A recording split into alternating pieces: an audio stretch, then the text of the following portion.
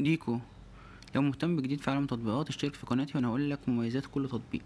تطبيق ديكو تطبيق للدعارة المقننة، يعني حضرتك هتخش على التطبيق كولد هتلاقي بنات كتيرة موجودة على التطبيق. لو انت عايز تكلمهم لازم تشترك عشان تكلمهم، تدفع او تشحن عشان تكلم البنت ديت مكالمة فيديو او تكلمها مكالمة صوت.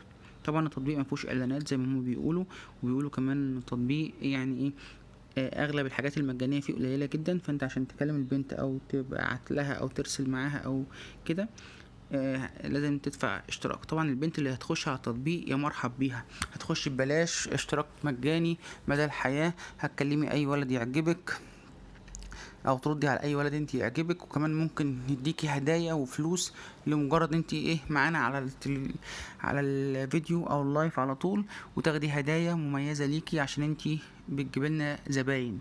يعني عامله زي الفتاحه كده اللي شغاله في كباريه مثلا او في بار ليلي يعني. تطبيق محمله مليون مستخدم عايزين ياخدوا ديكو. لو ما كنتش عارف التطبيق يا رب ما تعرفوا، شير ولايك وسبسكرايب.